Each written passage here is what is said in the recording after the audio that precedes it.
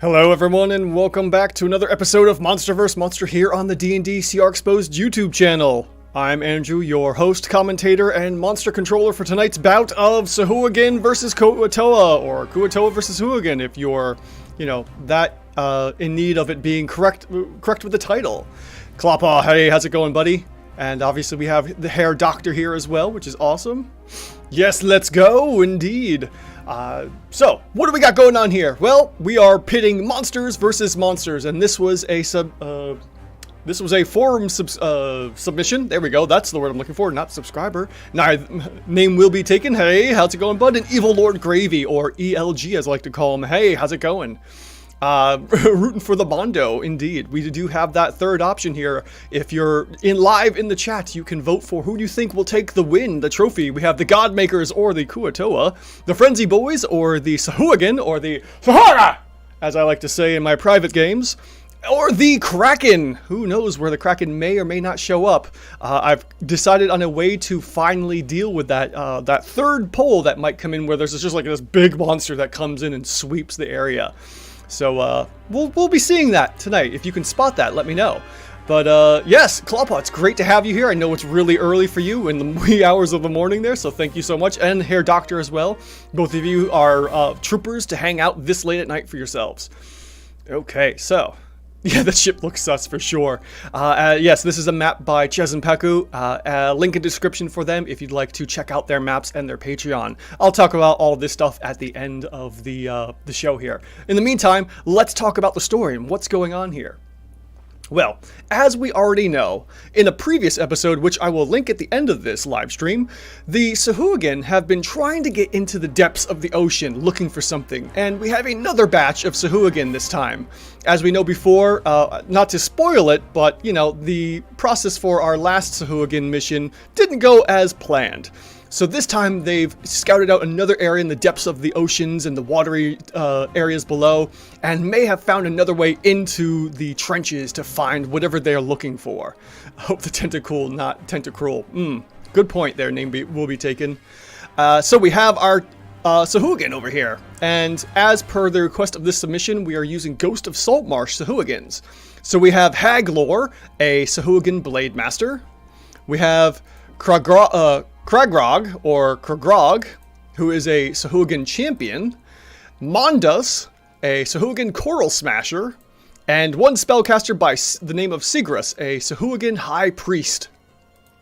And what do we got going on for the Kuo-toa?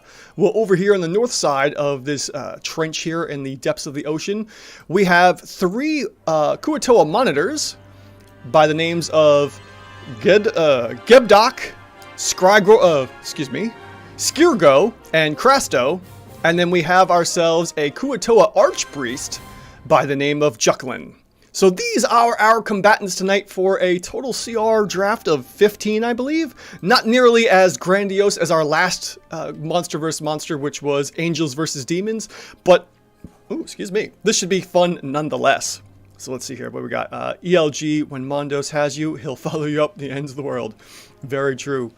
Yes, it will be a calamity if it rages round. Very good possibility here. So we have our monsters in our encounter as the Sahuagin tried to get past the Kuo-toa, but the Kuo-toa got alerted to what was going on here.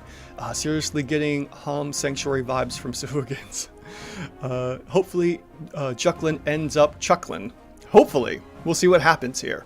So, with our story out of the way and our Sahuagin trying to get deeper into the oceans, into the center of the earth here, trying to get some kind of great magic or equipment or some kind of item, or who knows, maybe even trying to find demons down there, we're going to go ahead and begin combat by rolling our d20s. So let's see what we get here, with a whole slew of them rolling out.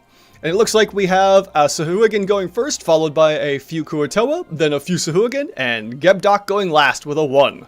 So we got a nice round here of 20, 15, 15, 15. Ooh, look at all those 15s. A 14, a 10, a 6, and a 1. And with that, let's begin combat. Alright, so, combat number 1. Starting with Mondus. Mondus is our Coral Smasher, and unfortunately, He is a siege monster, so he would be doing double damage to, you know, anything ship-related here, but because he's more involved with getting past the Sahuagin, he's just going to smash the, getting past the Kuo-toa, he's just going to smash them. Gibduck was taking a nap, that's for sure, with a 1. I'll post it on the video game channel, definitely, please do. Okay, so let's get Mondos going first, and let's see how far he can swim. With a 40-foot swim speed, we'll go ahead and just beeline for the Kuo-toa. Probably not the best idea, but you know what? Sahuagin are bullies of the ocean. Let's go ahead and get them going. So, first action is going to be to swim 40 feet forward, going around the ship here. I mean, they are swimming, so they could just go right on top of it. And then we'll go another 40 feet up. And that will be the end of Mondos' turn here. Up next, we have Skirgo. And Skirgo is our Kuo-toa, monitor? Nothing too special for these guys. They just have a multi-attack, plus a few other things here, like slippery, you know, with the bonds and whatnot. And just a multi-attack of 1 bite and 2 unarmed strikes. It's a shame we're not playing 1 D&D rules for those 1-armed strikes. In any event, let's see how far Skirgo can go. 30-foot swim speed, so a little slower than our Sahuagin, but you know what? It's not a big deal. He's going to go 30 feet up, and then seeing how close he is, he's just going to go ahead and take that dodge action. So that'll be Skirgo's turn. Ending his turn, we go to Juklin next, who is our Archpriest. And our Archpriest is going to have a little bit of fun here. So, we're going to go ahead and swim up 30 feet. We'll go to, we'll say there. That looks good. And then, because our Archpriest is a caster, we have a bunch of fun spells. And I did, you know, peruse these beforehand, and 2 of my favorites are here. The Spiritual Weapon and the Spirit Guardians. So, more than likely, we'll probably end up doing those. But, first off, we're going to go ahead and just do the Spiritual Weapon to get that underway here. So we're going to go ahead and cast Spiritual Weapon at, what was that, a 60-foot range, I believe? Yeah, let's see here. 2nd level, hold person. 1st level, detect magic. Where are you hiding there? Oh, it's in the bonus action spells. That's right. There we go. Okay, so 60-foot range. So we are definitely within range of Mondos here, and we'll just have that Spiritual Weapon go on the backside. But first, we're going to go ahead and target Mondos. Dude, the Kuo-toa monitor looks so stoked to be here. He really does. He's like raring to go. Alright, we're going to go ahead and target Mondos and go for that Spiritual Weapon attack. Alright, bonus action attack. Here we go. Consume spell slot and place the measure template, which we will put it, I guess we'll put it there. And let's see here. So that will be a total of 17 to hit with 10 points of force damage. And Mondos has already hit pretty strong, pretty hard for almost 25, I'd say easily 25% of its damage, putting him into the, what I would consider the wounded territory. All right, so let's see here. What else is going on? Anything else? Nothing really. It's just a straight up bonus action attack, dealing 10 points of force damage. And then Juklin, since he has nothing else to do on his action, besides maybe going a little forward, he's going to go in a dodge action since, well, actually, no. Let's take a quick look and see what we have for spells of a cantrip. We do have Sacred Flame. All right, so we will go ahead and finish up that Spiritual Bonk, yes, and go in for the Sacred Flame attack as well. So, targeting Mondos here, we have 14 points of radiant damage and a DC 14 dex save. Mondos fails with a 6. Unfortunately, doesn't roll. I'm going to have to see about getting those rolls on the board because I love seeing the dice rolled. And Mondos fails, being dealt the total of 14 points of radiant damage, and Mondos is already bloodied. Oof, not looking so good for the Sahuagin already in round 1. But that is a, cleric class for you. Doesn't have... Jump, doesn't have speak with animals. Bad caster. Jump, best spell. How else am I supposed to fall on people? Exactly. Alright, so with Mondos already bloodied, we're going to go ahead and move on now that Juklin's action and bonus action are taken care of, and move on to Krasto. Alright, ending turn here. We move on to Krasto, who is over here and is just going to beeline straight for Mondos, considering, the Archpriest is like, hey, these guys are easy targets. Go get them. So sure enough, 30 feet in. And then Krastos is going to finish the turn moving up another, we'll say 15 feet, and just gets right up on Mondos. In case he gets a chance to, make an attack of opportunity. All right, so that's Krastos' turn with a double move in, and then we move on to Haglor, our, what was it, a Blade Master. Okay, so Haglor can move 40 feet. So let's see here. What is he going to do? We have no blood in the water yet besides Mondos, so that's not going to really help out at all. Let's just double check here. What else we got? Features, Blood Frenzy, Limited Amphibiousness, Shark Telepathy, Plate Armor, Shield. So yeah, really just going to move in the 40 feet and then probably go in, you know, another 30 feet just to get right up on in there. Okay, so that's going to be Haglor's turn, and then we have Kragrog next. A jump is necessary for every caster because Goombas stomp off. OP. Very true, very true. ELG there. No, how did they fool my Mondos? I don't know, buddy. I don't know. Just Mondos and Sahuagin being too amped up to go in for those attacks. No, we don't have any sharks in the area, unfortunately. I'm going to go with it's too deep for the sharks. You know, with how deep into the trenches we are here. So that's going to be Haglor's turn. Next we have Kragrog here. Kragrog is another melee with just a champion, and we have another swim of 40 feet. So we're going to go ahead and swim up. Let's see here. Ooh, let's get you in the right section here. 40 feet to here, swimming above the ship, and going up another... we'll go another 40 feet to here, getting right next to Skirgo. Skirgo. And that will be Kragrog's turn as well. Finishing up that turn, we have Sigris, the caster for the Sahuagin's turn. And let's take a look again at the spellbook here. We have Guidance, Mending, Resistance, and Thaumaturgy, so nothing really good for bonus action. We do have Bless, Detect Magic, Guiding Bolt, Hold Person, Spiritual Weapon, Bestow Curse, Fear, Mass Healing Wound, and Tongues, as well as Banishment.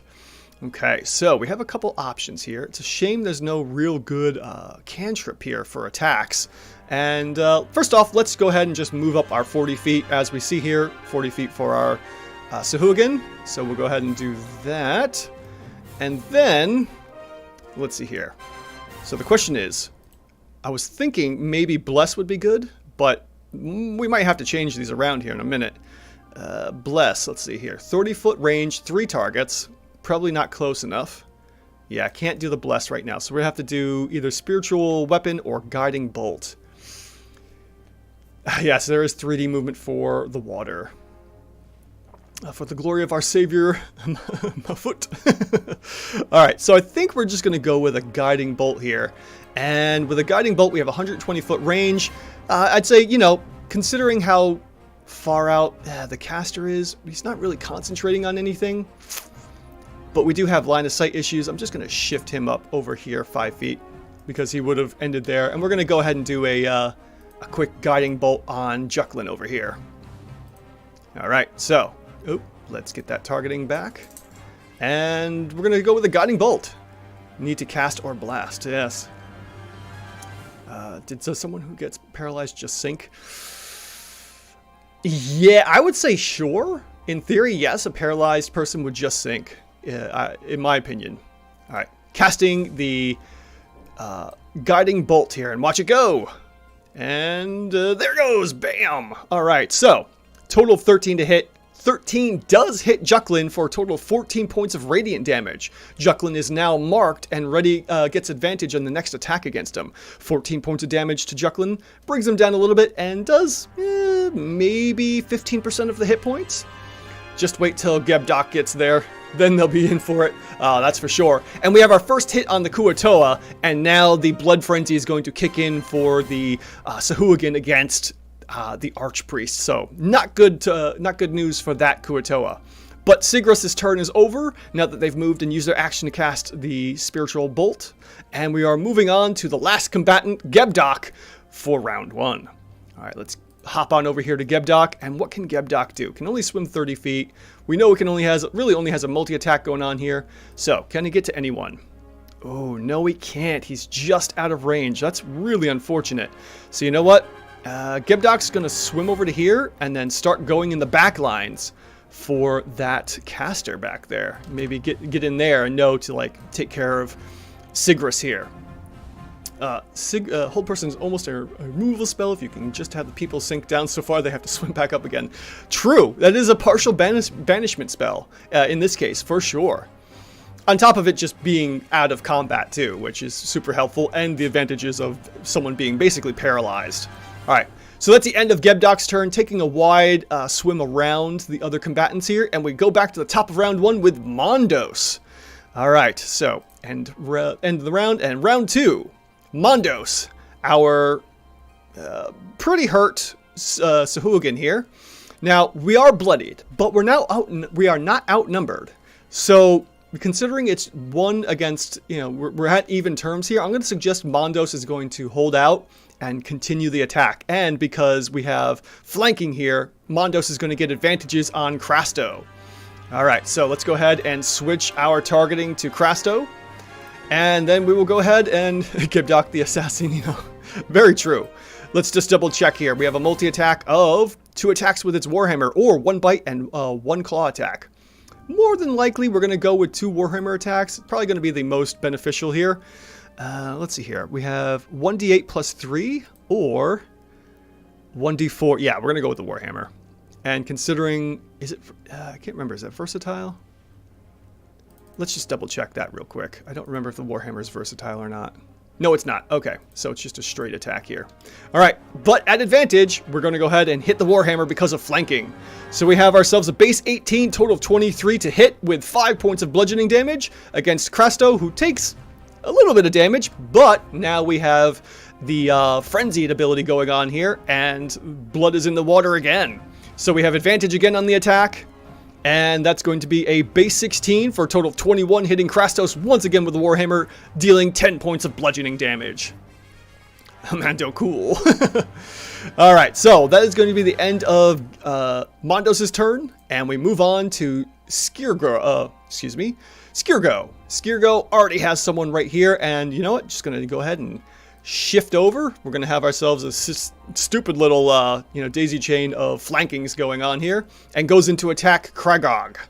Kragog. We'll go with that. Let's see here. Name will be taken. Well, I'm going to go back to creating a Naruto D&D character. Hope the Kraken eats them all. Bye. Very true. Oh, before you go, I have to roll a D100 real quick for the top of round 2. All right, so let's see what we get here for a D100. We have a 94. Nothing happens with a 94. Okay. So we have Skirgo moving into flank Kragog here and goes in for its, what we have for the multi-attacks? It was 1 bite and 2 unarmed strikes. Alright, so we're going to go in for that bite attack at flanking against Kragog. And we have a base 16, total of 22 for the hit, dealing 3 points of piercing damage. Ooh, these are not heavy hitting. We're going to be here all night, folks, I think. And then comes in for 2 unarmed strikes. First is going to be a base 17, it looks like, and a total of 23 to hit, 12 points of bludgeoning and lightning damage. Excuse me, here comes the thunder. What are you going to do when there's blood in the water? True. A D100? Oh, Clawpaw's got it. He knows what's going on. All right, so that's attack number 2. 1 more unarmed strike from Skirgo. And we have a base 17, total of 23 and 13 points of bludgeoning and lightning damage, which is full damage against Kragog. Almost putting Kragog in a bloodied condition here. That's impressive. All right, so that's Skirgo's turn, and we are going to go ahead and end his turn. Moving on to Juklin. Now, Juklin is in a pretty good position here. First off, he's going to bonus action, and he's going to bonus action and might as well finish off Mondos here with the, with the spiritual weapon. So we're going to go ahead and retarget Mondos, and then we will go ahead and with the casting spell, we're going to cast spiritual weapon again, but we're not going to consume the spell slot or place a measure template. We are just going to cast the spell because it's already there. Oh, for crying out loud. Okay, so it wants me to place the template. Let me go ahead and get rid of the template because it's being a pain. All right, place the template. We're going to attack Mondos again. Here we go. So that's going to be a base 11, total of 17 to hit, and that's 4 points of force damage, as the spiritual weapon comes in and slams Mondos, bringing him almost to the point of non-existence. So that is going to be the bonus action for Juklin, and then Juklin goes ahead and goes for that Spirit Guardians. It's a Tempest Cleric rolling Divine Intervention to summon a Kraken.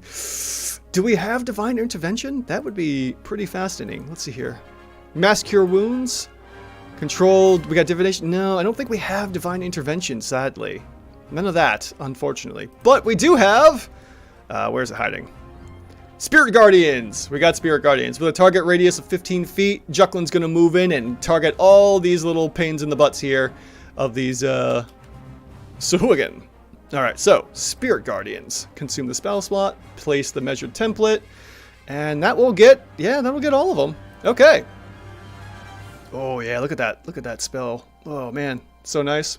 Okay, so first off, we've got to revert the damage on our Sahuagin because they're not going to get hit. And let's see here. That should also be... There we go. Okay.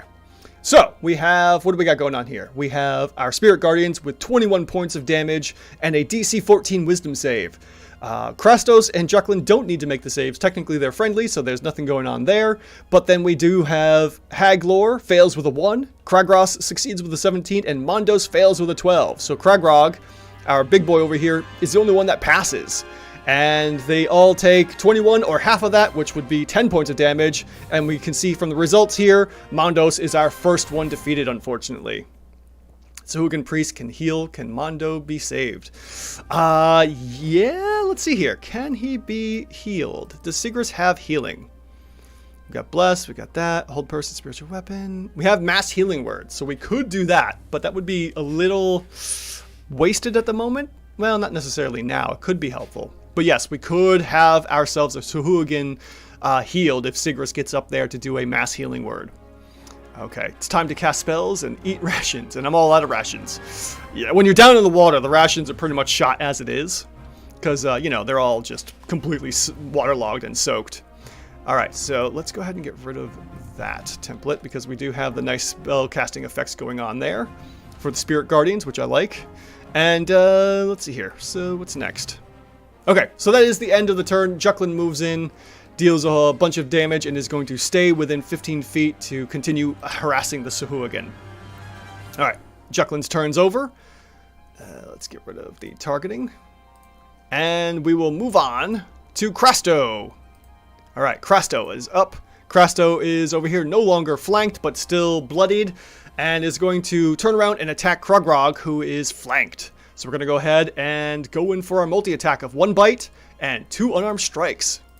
Alright, so here comes that first bite attack at advantage for flanking. And we have ourselves, looks like, double 8s for a total of 14 and misses Kragrog. Then we go in for 2 unarmed strikes, which apparently have lightning somehow. Sahuagin meatballs. Very true. Yes. We have ourselves, a natural 20 for a total of 26 to hit, and that's going to be 17 points of bludgeoning and lightning damage, dealing a whole bunch of damage to Kragrog here, and then we go in for 1 more unarmed strike. And that's going to be a base 16, total of 22, hitting Kragrog again, dealing 14 points of bludgeoning and lightning damage. Kragrog is in a very bad state here. Alright, so, looking at this, let's go ahead and move on to our next combatants. As Krasto finishes up his turn. Not wanting to move or evoke any kind of, attacks of opportunity, especially since the Sahuagin are now foaming at the mouth from the blood frenzy. Alright, so up next is Haglor here, and Haglor is simply going to attack Kratos, Krasto, who is, unfortunately bloodied now from a couple of hits, and goes in for the advantage attack because of blood frenzy. Which, in terms, gives a +4 attack bonus to our monster, because why not? Alright, so let's take a look here. What can Haglor do? We do have ourselves the multi-attack of, let's see here, 3 attacks with its Wave Cutter Blade, or 1 attack and 2 claws. Well, we're just going to go ahead and take 3 Wave Cutter Blades, because, why not?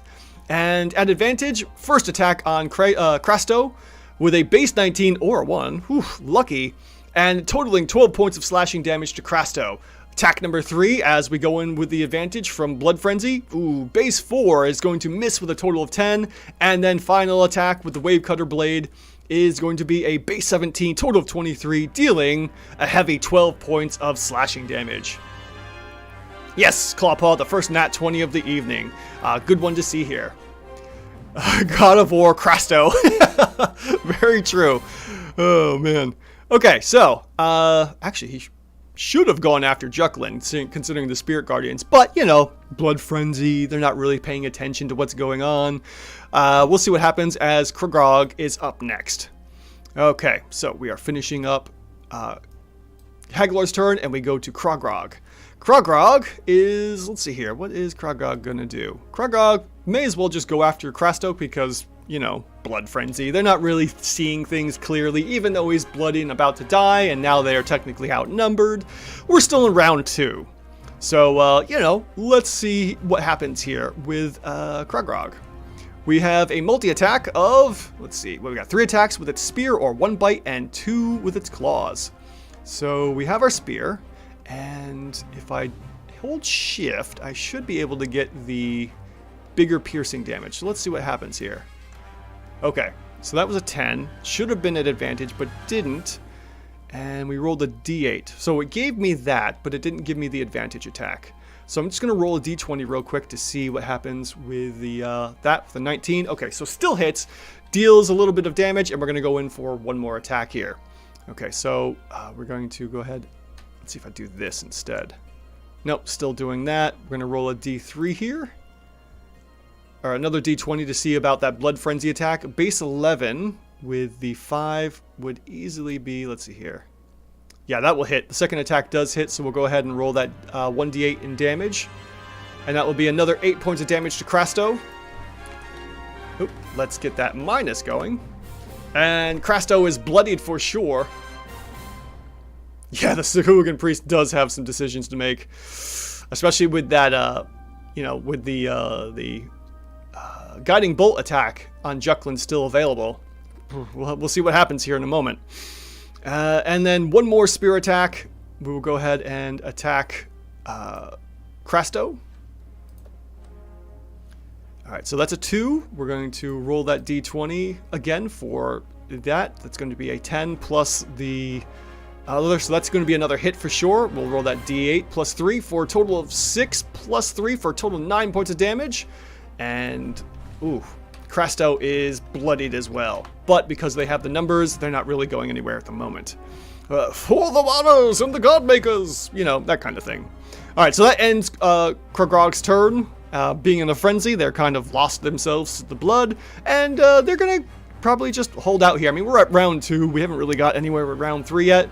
But we have Sigris next. So, Sigris, down here, full hit points.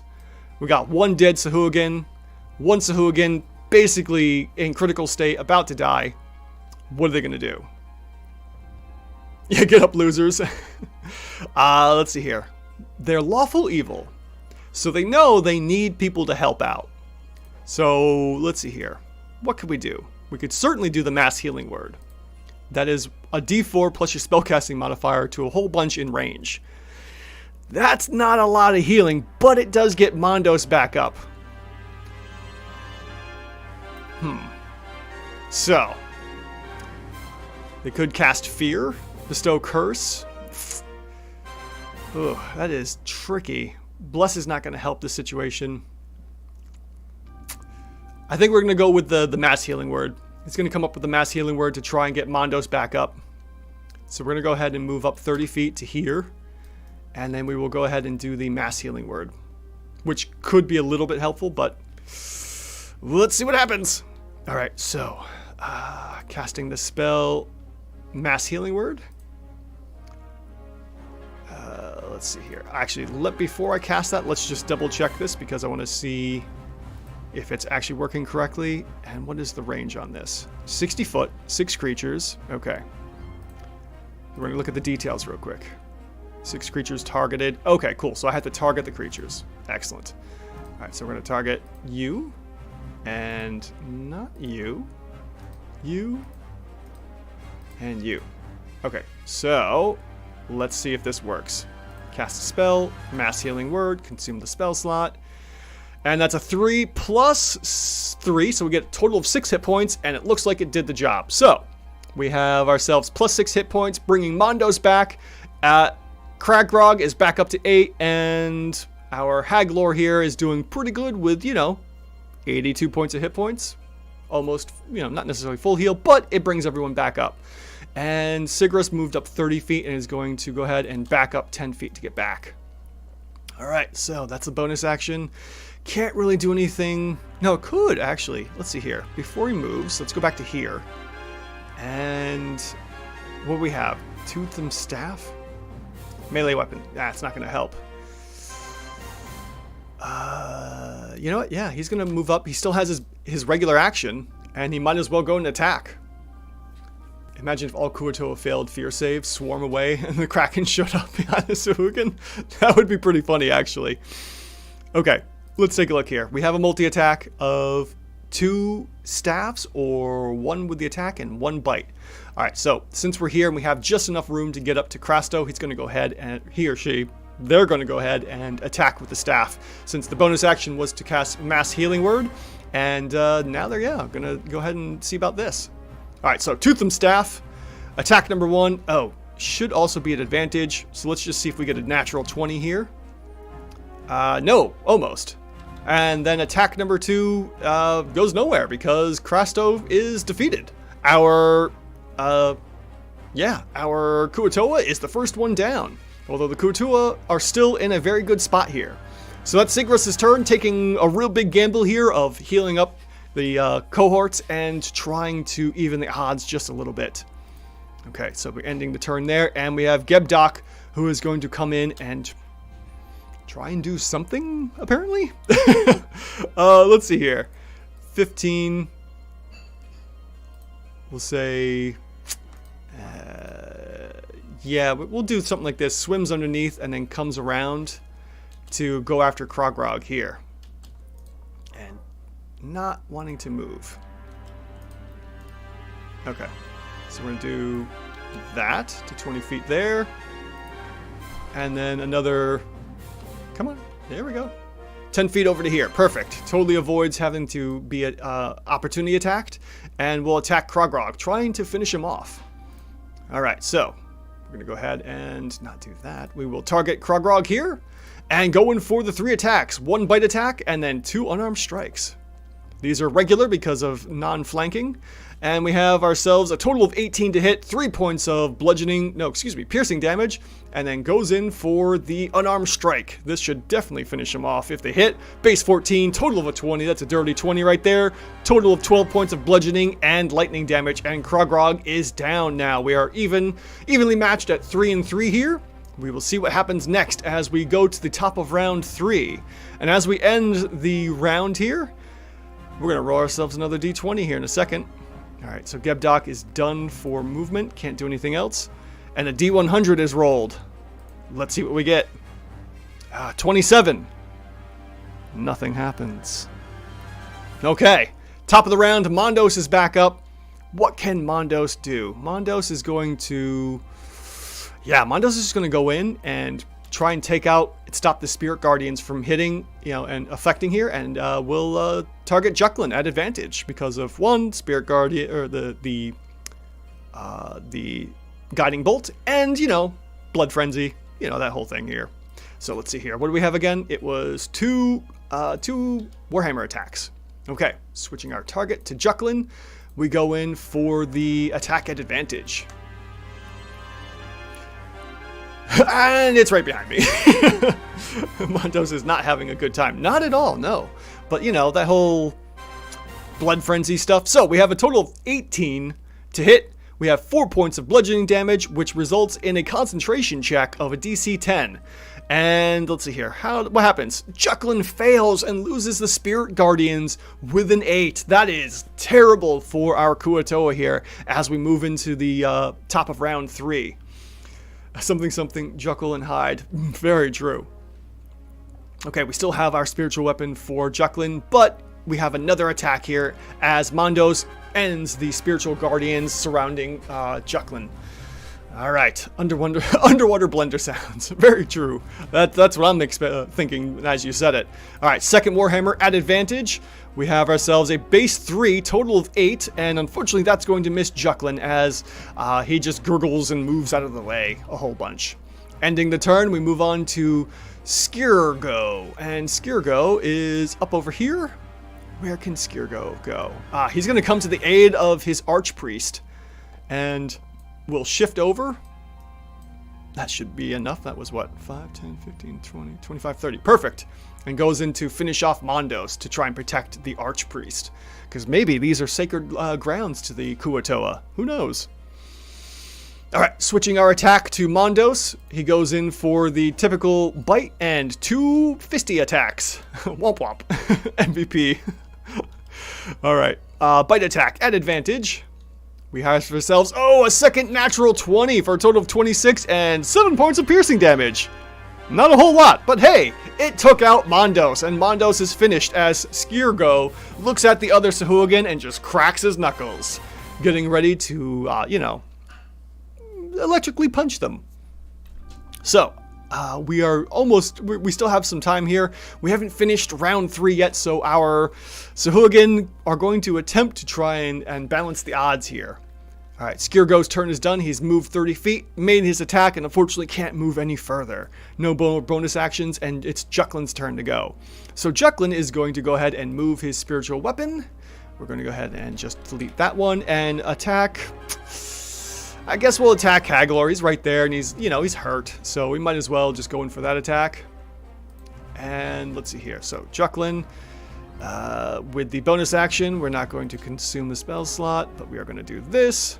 And goes in for the attack. Base 18, total of 24, and that's going to be 10 points of force damage from the spiritual club or hammer, whatever these Kuo-toa use as, weapons. And yes, that's a big old no! Darth Vader no from ELG here as Mondos is defeated. Alright, so spiritual weapon comes in, does a good old bonk on Haglor as is deserved.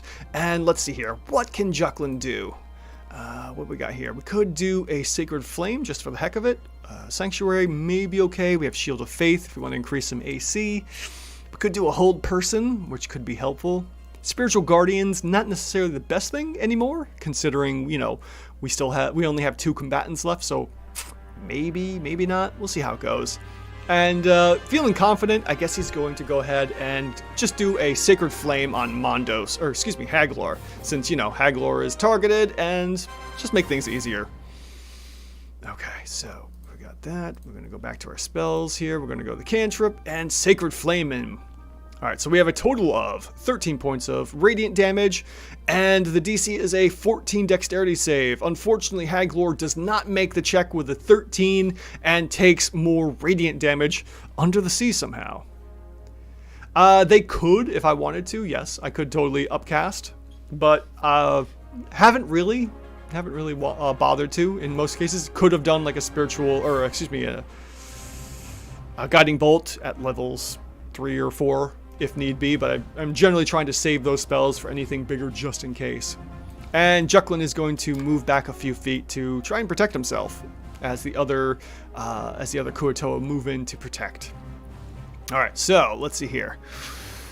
Who do we got hurt? As we move, as Jucklin's turn ends, we're going to go ahead and skip over Krasto because he's dead, and we have Haglor here who is gonna go and try and attack. Since Jucklin is the one that is bleeding right now, as the other 2 are completely healed, Haglor is gonna just move right in to attack Jucklin and go for that, going for the attack here. And it looks like, here, we're gonna do something here. To avoid attacks of opportunity, he's gonna go here, like that. As silly as that is, but he moves around, avoiding the attacks of opportunity and goes for Jucklin. Alright. Going for the attack, and because of Blood Frenzy, he's going to go ahead and make himself 3 Wave Cutter attacks from our multi-attack option. Alright, with advantage because of Blood Frenzy, we're going to go ahead and see a base 17, total of 23, and that's going to be 14 points of slashing damage. Another quick swipe as he comes from the back. I'm not even sure what that was. Total of 15, and another 7 more points of slashing damage. And then for the final attack, we have doubles, 14 here for a dirty 20, dealing 15 points of slashing damage. And Jucklin is now wounded, but the odds are still in the Kuo-toa's favor, surprisingly. So that will end Haglor's turn as he sits there just trying to make some sushi. Alright, end of the round. Kragrog is dead and defeated, and up next is Sigris. What is Sigris going to do here? Let's see here. Trying to even the odds. maybe a hold person. We could do a spiritual weapon if need be. That could help out a little bit. And even the attack economy here. Or we could do a hold person. I'm liking that hold person. That could be helpful. Rip and tear. True. I mean, they are basically shark people, for more or less. Yeah, I guess we'll do that. They just go ahead and go for the blood. Can he make it though? Let's see here.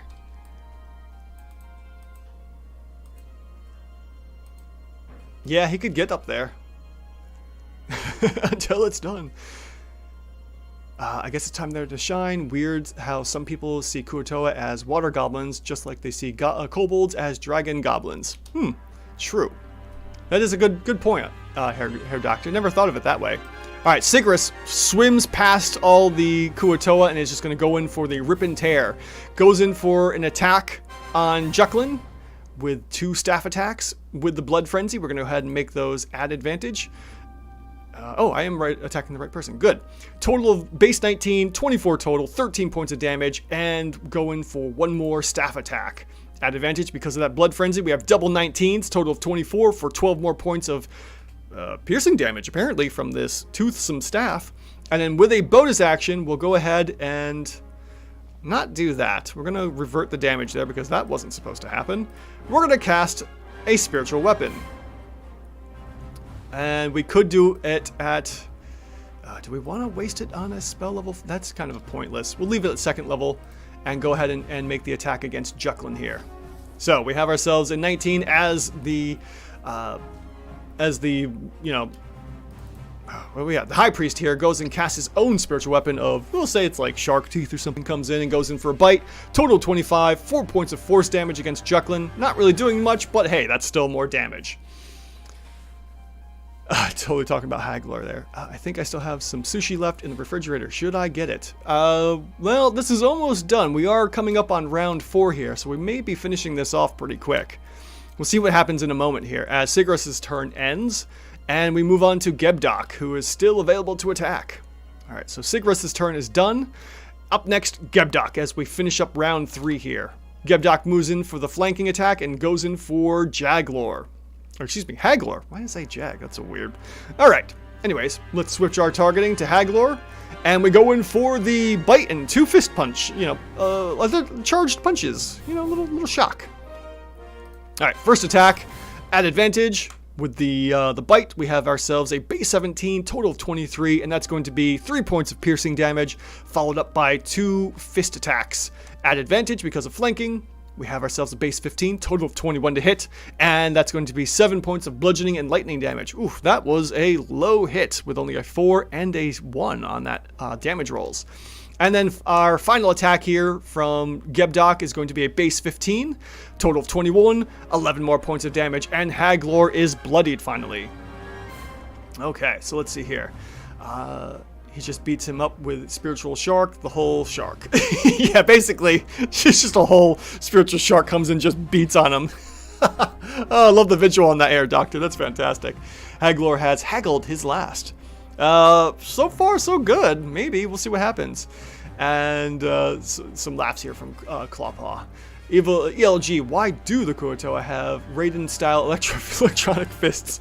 Anyways, you know, that's a fantastic question. I really don't know. I'd have to look into this. I have looked at the CR, and they're pretty balanced if I remember correctly, but I don't understand where the electric comes in their fist attacks. It's really bizarre.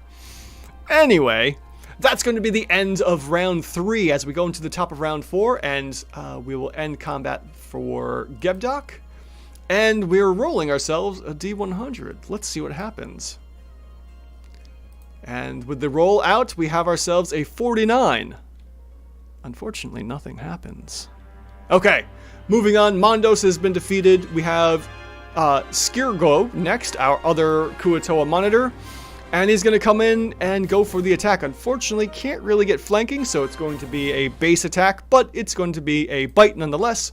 And that's going to be a base 7, total of 13 misses, unfortunately, and then our 2 electric punches. We have a base 13, total of 19. That misses as well? What is there? Holy, wow, a 20 AC on this dude. Whew. Okay.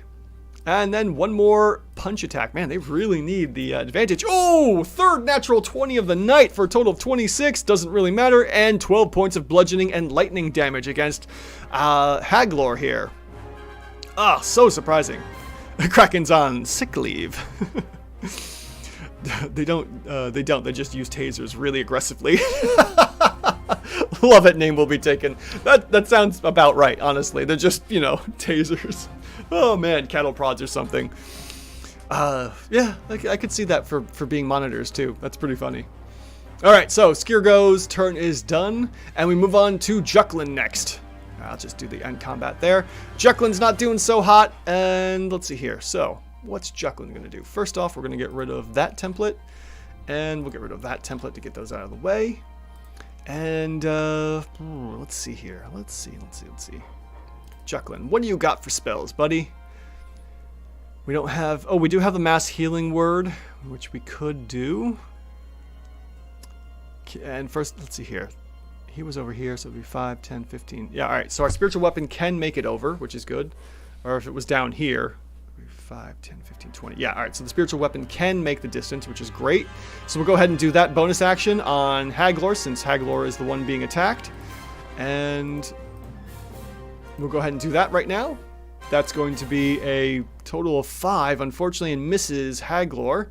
And then, a healing would be kind of pointless at this moment, and he's almost defeated. So he's going to turn to Sigrus and do a hold person. It's a triple.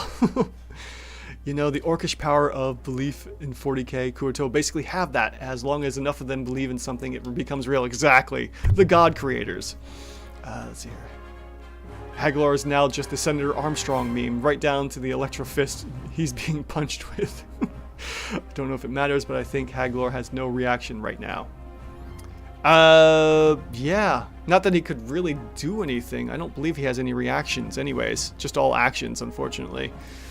His spiritual weapon should still be up. Yes, they are up. I just removed them. Yeah, his spiritual weapon was down here and then moved 20 feet over to get there. Swimming here, I realize. Yes, and you're just like me, trying to make fishtery. Indeed. Sorry, so Juklin's going to turn to Sigrus and try to do a hold person on him. All right, so we're going to go ahead and switch our targeting to Sigrus and go ahead and go for the... let's see here. Was it cast a spell? Oh, let's get the right person. Second level spell, I believe. Yes, hold person. So let's go ahead and see if we can hold Sigrus.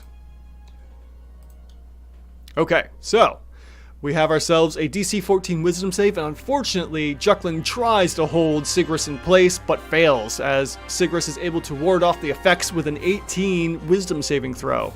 So the action was failed, and Juklin is in some serious trouble here, as we are now ending round 4. Although we are, in round 4 here, it's time for our Kuo-toa, or excuse me, our Sahuagin to start to get out of there, because they are now, excuse me, kitty. They are outnumbered. We have a bloodied. We have one that's bloodied and one that's still good, but he is definitely outnumbered, and they are in a bad state. So it looks like the Sahuagin may be defeated once again. So let's see, what are we going to do here? Let's take a look at Haglor's attributes. We have ourselves an intelligence of 12, which is technically high. We have a high average, and an 11, which is a high intelligence and an average wisdom. So this means they're not really going to stick around very much. And seeing what's going on here, Haglor is going to save himself and disengage. So we're going to go ahead and disengage, and then start to swim up 40 feet. So I'm going to go ahead and mark that at 40 feet. This is just going to be a chase at this point, because the Sahuagin can swim faster. They're going to be able to get away from the Kuo-toa. And as we go through here, Sigrus is going to be the next one, as Haglor swims up the 40 feet. Sigrus is going to, let's see here, could go in for the attack. We'll go ahead and do the spiritual weapon one more time, just for the heck of it, as a bonus action. So we'll do this without consuming the spell slot. Going for the attack. It's going to try and defeat Juklin.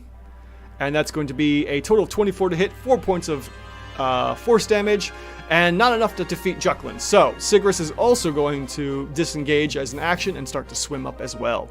Could totally just take the attack of opportunity if he wants to, which, you know, being lawful evil and at full health, he's going to risk it. So he's going to go ahead and not disengage and just swim away, giving Juklin an attack of opportunity here. So we'll go ahead and make that attack. Doesn't really matter at this point. And we have our reaction scepter attack. Since it can't really do anything else anyways, that's going to be a hit for a total 15 and dealing him, wow, 19 points of bludgeoning and lightning damage as he swims 80 feet up and gets out of dodge. So we're going to say he is 80 feet up in the ocean, and our Sahuagin are going to flee as the Kuo-toa chase for so much time and eventually give up and head back to their sacred space here in this wreckage as they are attempting to do something. What? Don't really know. Sir, just roll a 100 on the D100. Well, we will end round 4 here and see what happens with our D100 one more time. And we have ourselves a 97. Something happens with a 97. As the Sahuagin swim away, the Kuo-toa go back to chanting, and with their chanting, they summon Fluffy, the destroyer of shores. And Fluffy is summoned from the depths of the... oh god, summoned from the depths of this trench, and just suddenly comes out of nowhere and begins its reign of terror. What have you all done? Clawpaw, this is on you!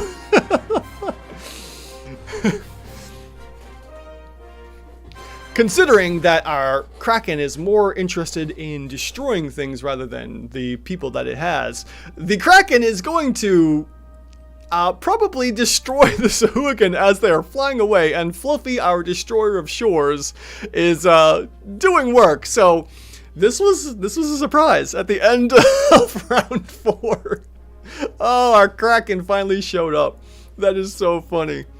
Oh my goodness. Okay, so who won? Initially, the Kuo-toa won. Our godmakers. Who really won? The Kraken. The Kraken wins at the very end, out of nowhere. Left field and the trenches of the dark. A Kraken is summoned by the Kuo-toa. This is absurd. Ending the poll here. Oh man, that is hilarious. 40% of you voted for the Kraken. 30% of you voted for the Godmakers. That 70% of you that voted were technically correct. Unfortunately, the Frenzy Boys were defeated in this as, well, 1, they had to escape the Kuo-toa, and then 2, probably get swallowed by the Kraken.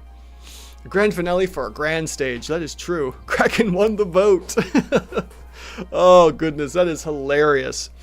Thank you so much, everyone, for joining, and let's get the business out of the way here. The environment we are using is Foundry Virtual Tabletop. I love Foundry. I've been using it ever since I converted from Roll20, and I suggest all of you doing it if you can especially invest in the $50 one-time purchase of this software and then mod the heck out of it. The battle map is by Chezimpeku. You can find them on patreon.com/Chezimpeku. All of the names here, except for Fluffy the Destroyer of Shores, was created by fantasynamegenerators.com. You can also go there for all of your name needs if you are really bad at random stuff like I am. And what else? We got music. The music is by someone on YouTube. It's free, royalty free and free there. So go ahead and check out the YouTube sections of music section on YouTube if you want free to use music for your games, which is super helpful. And so this is me, Andrew, thanking everyone that joined me here tonight. Thank you, Herr Doctor. The name will be taken. Evil Lord Gravy, or ELG as I like to call him. Clawpaw. Herr Doctor, I said you already. Let's see here. Who else do we got here? Going through my list to see who was chatting. Double checking for a couple more people. I think I may have gotten everyone tonight. I think that's it. Yep. If I missed you all, I am so sorry, but I appreciate you being here tonight as we all, watched Sahuagin and Kuo-toa go at it, round after round, and then suddenly summon up a Kraken from the depths. hilarious. Thank you all so much for joining. You guys are amazing. And if any of you have, watched to the end later on as a video on demand, or watch this after the fact, thank you so much. You're awesome as well. And this is me, Andrew, asking the question, are your encounters even rated? Thank you all so much for joining me. And if you'd like to see the silly antics of the Sahuagin from a previous game, go ahead and check one of the videos. It'll probably be somewhere around here, which will be fantastic. I would appreciate that so much if you haven't already seen it. And yeah, we'll see you hopefully tomorrow with the Ever Side Questers' continued adventures in a 1D&D ever-changing campaign as they search for the gold of the Bonnie Bard. So hopefully we'll see you all tomorrow, and have a great night.